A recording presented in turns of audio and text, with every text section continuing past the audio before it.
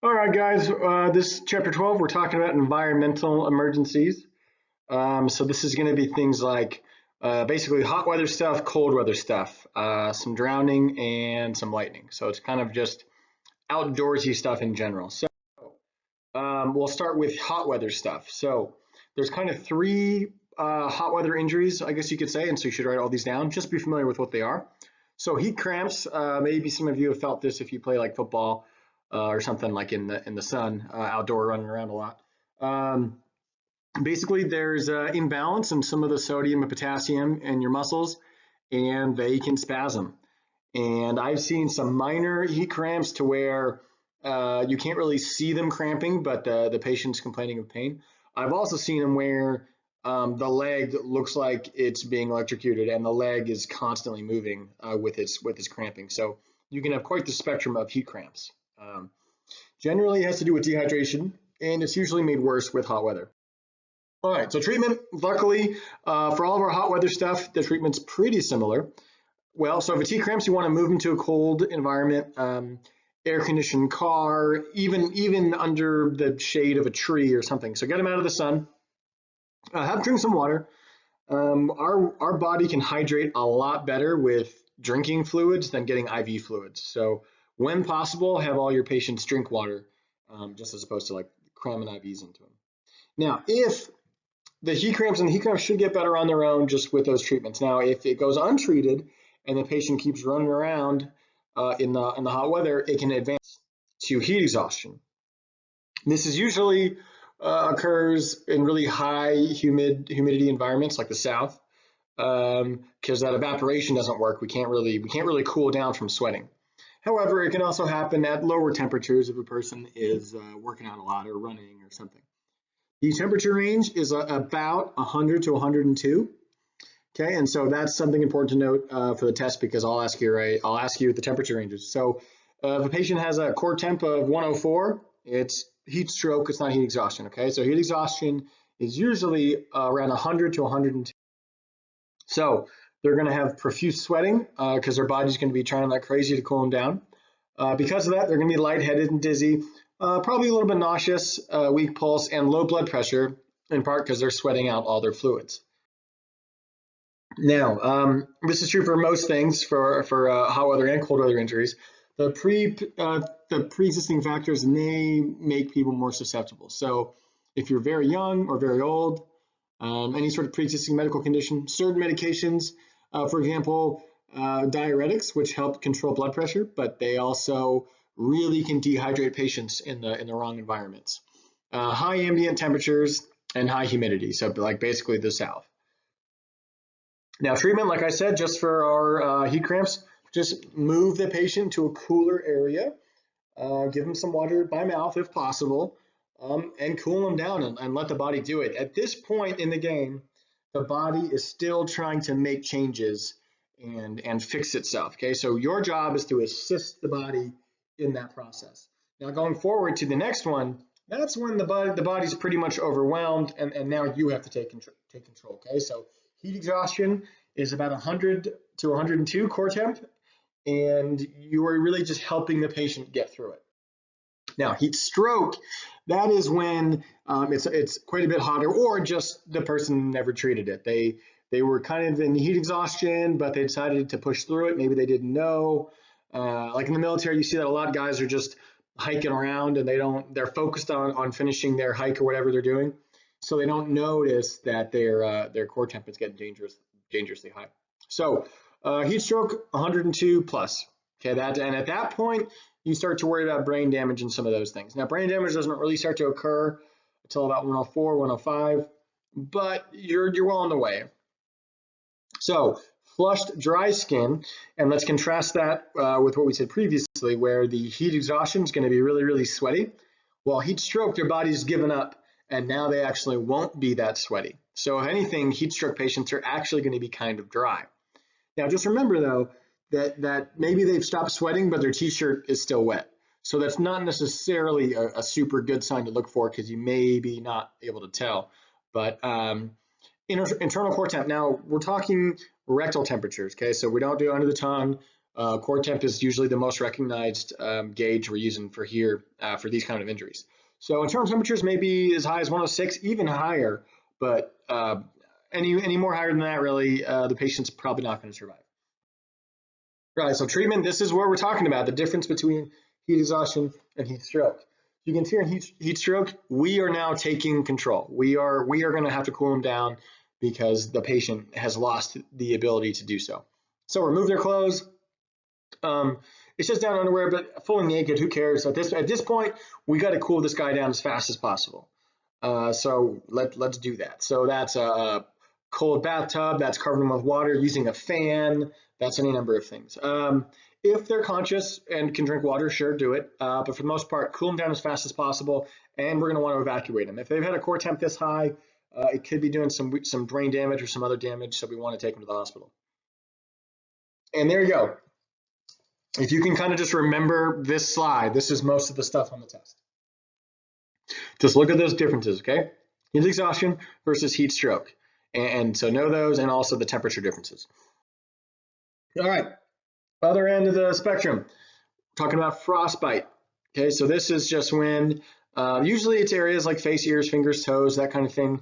It's not very well, not a whole lot of good circulation, right? And so that, eventually the cold weather can start to actually freeze the body tissues. Now, of course, it can depend on the temperature and the wind velocity and all those things, but it can occur very quickly. And just like the hot weather stuff, old age, young age, certain medical conditions, medications can make frostbite worse, but also exhaustion and hunger doesn't help either, because we need to be having food with us to burn for energy, right? To burn up that glucose and actually help us shiver and those kind of things. And if we're not doing that, well, then we're going to get colder that much faster.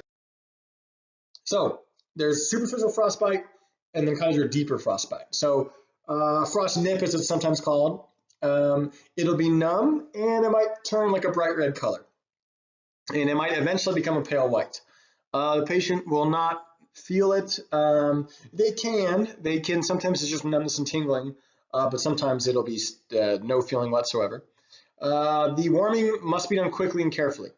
But do not rub the area, because if we're worried about frostbite, which is literally our tissue freezing into little crystals, well, if you have a bunch of crystals and you rub them together when they're frozen, it can actually damage the tissue, right? So try not to rub it. I know it's what you initially want to do when your hands are cold, but in a true frostbite, frost nip situation, hot water is how you do it. You put it in, like if it's a hand, let's say, you drop it in a little bowl of hot water, about 105 degrees, and you just do that, and you just let the body rewarm slowly and start to reperfuse that area with blood flow, and we'll see if we can keep any of those fingers or not. All right, so frost nip, relatively easier. Now deep frostbite, that's when it's gone all the way down, potentially even to the bone, and so you may not get the tissue back no matter what. The skin may be black, white, waxy, just depending on how long it's been frozen. And you may see some blisters, but just like with burns or anything else, we don't want to pop those. The big thing here for frostbite is going to be removing that jewelry or any sort of really constricting clothing, because that's going to swell a lot. And our skin cannot swell against a wedding ring or a watch. So instead, that watch or that wedding ring is going to act like a tourniquet and cut off all blood supply, and then you can lose that limb. So and at a certain point, when it swells too much, like that's it, like you're gonna have to probably amputate, because it can get the tourniquet-like effect. Anything over about 4 to 6 hours in presence of cold, you might actually lose that. So if there's some deep frostbite, first thing you need to do is remove that jewelry. All right, now deep frostbite, do not break the blisters, don't rub it, don't apply heat. Now what they're saying here is they're worried about some EMRs applying heat. Now the rule is, and this is for anybody, doctor, paramedic, whatever, is you can warm it up, but you have to maintain the warmth the entire evac. Okay, and so this isn't like if I'm camping or skiing and I just cook up some water real quick for that. That's not good, because now that person's skin's going to be, it was starting to get frozen. Now I'm going to rewarm it, but now it can get frozen again, right, if we leave or whatever. So generally, we only want to start warming if we know that we can maintain it for the duration, which usually means some sort of hospital environment. Another reason why is once the skin is frozen, it can't get more frozen. So it's kind of like we can't do any more damage if it's already frozen solid. But if we do this rewarming, freezing thing, that actually does an extensive amount of damage to the tissue.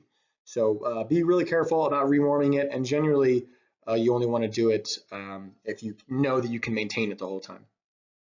All right, so hypothermia, this is kind of the opposite of hyperthermia, right? This is low body temp. The magical number you should write down is under 95. So under 95 degrees is kind of where we draw that line. They're just not able to stay warm. People who are most susceptible include those with wet clothing, inadequate or wet clothing. I'm not sure if you guys have heard of this, but there's a statement called cotton kills. And basically, it's saying that cotton takes a really long time to dry out. And the whole time a person's just sitting there in a wet t-shirt. And your body actually tries to heat up the t-shirt. So you end up losing a ton of heat that way. And of course, individuals who are weakened by some sort of illness or something are more susceptible to hypothermia as well. So hypothermia, there is kind of a range. I don't generally care about the range for the temperatures because if I have a patient with an 86 or a patient with an 88 or a patient with a 92, in this environment, the pre-hospital environment, initially I'm not doing anything any different. Cold is cold, right? So you may have a spectrum. Person might just feel kind of cold and shivering, or they may be all the way unconscious. It just kind of depends. Lack of coordination, mental confusion, slowed reactions, unconsciousness. We call it the umbles, which is mumbles, grumbles, fumbles, mumbles. It's kind of like the person's slowly shutting down a little bit, and so they'll be a little bit irritable. They start tripping over themselves. They're a little bit confused, and that's your first sign that maybe they're hypothermic. So this is what I talked about, the temperature range. I don't think it's super important pre-hospital if I tell you he's 93 or if he's 88. I don't think that's a huge difference, but look at these and just you can see how it goes down, right? So it goes from left to right. So at first it's shivering, foot stamping, rapid breathing, withdrawn, and then as it goes on, it just gets worse and worse and worse and worse. So our whole idea is to catch them early before they get to that under 80 level.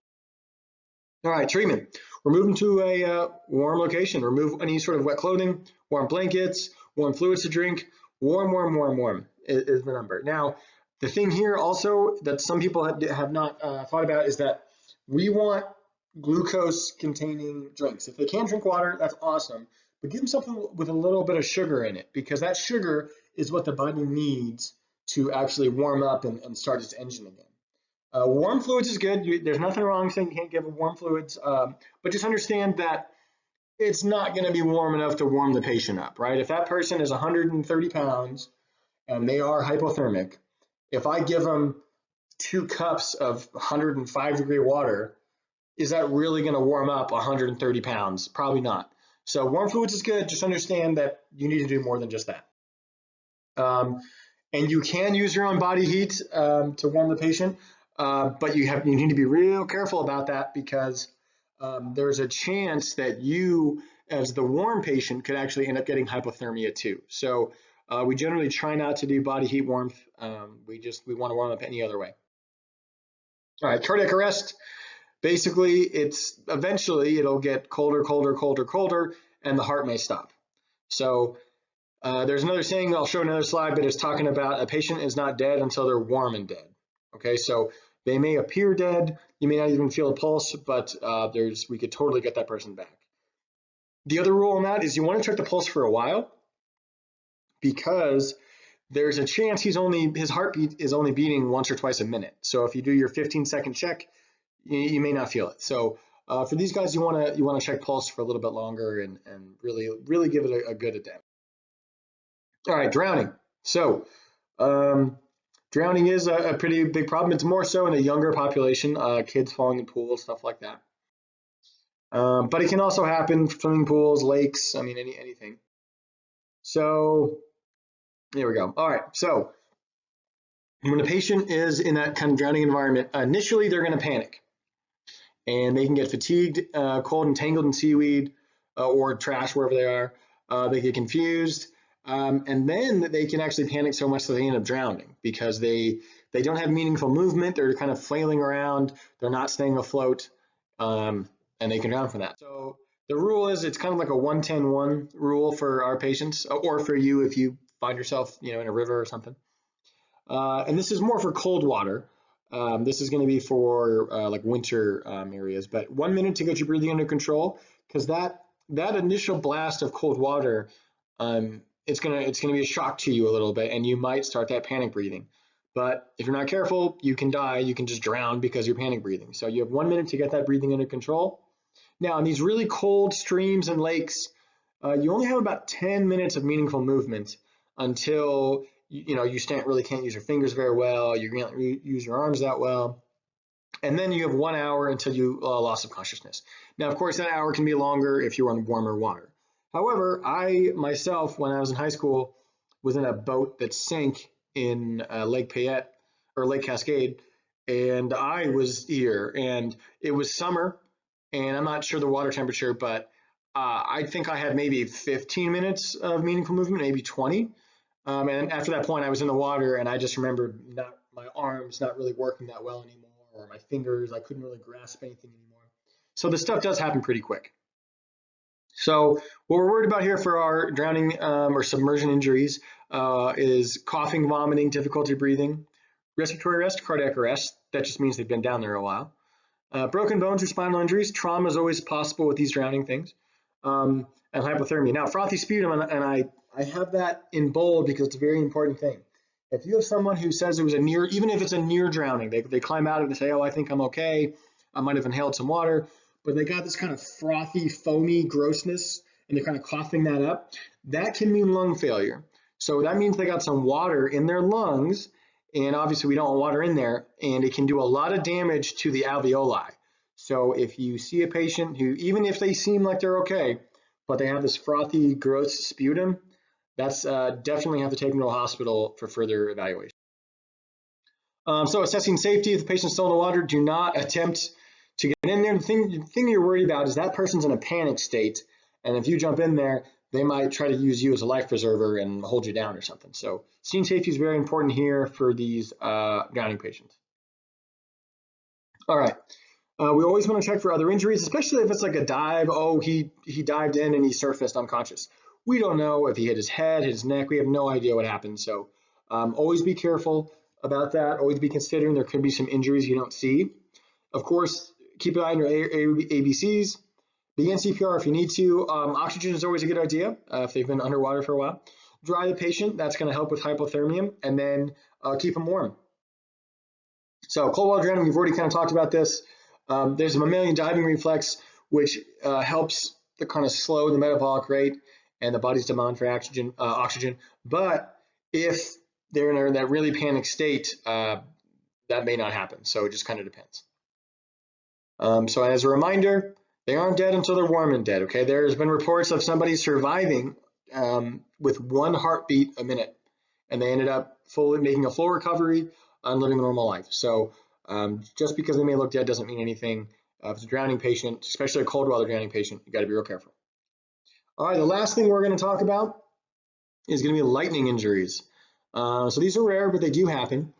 And the big thing that we're worried about here is that cardiac arrest or some sort of cardiac irregularity. So a person might get struck by lightning. That electricity goes through their body, maybe goes through their heart. And as you know, the heart is an electrical system. So the electricity from that lightning bolt might actually kind of short circuit the heart, and then that means the heart stops.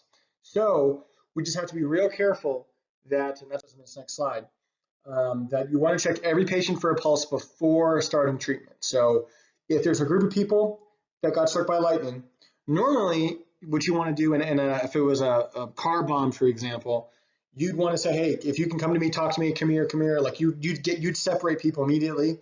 And if there was somebody down on the ground, you'd probably leave them there. And I know that sounds rough, but in a car bomb type of environment, you need to work on the guys who are up moving around with maybe a broken arm or their arm's been amputated, something like that. That's who needs your help.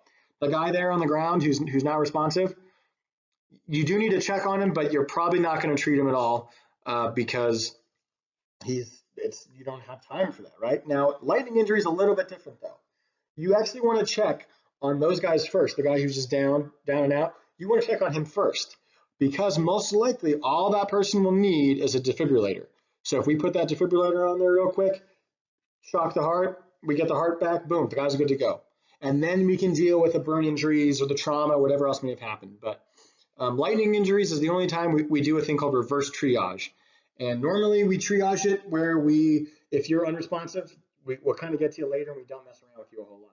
However, lightning injuries, if you're unresponsive, we actually want to take a look at you first, and hopefully we can defibrillate you and get you out of that. So that was our lecture. Virus is still in full swing here in the country. We'll see how much longer we'll have to do this quarantine classroom for. I will send this lecture out on YouTube, and then on Teams or via email, I will post a bunch of videos about drowning and frostbite and some of that other stuff. So if you have any questions or anything, you can email me or you can ask me on Teams, just because everyone will see it. You are probably not the only person with that question.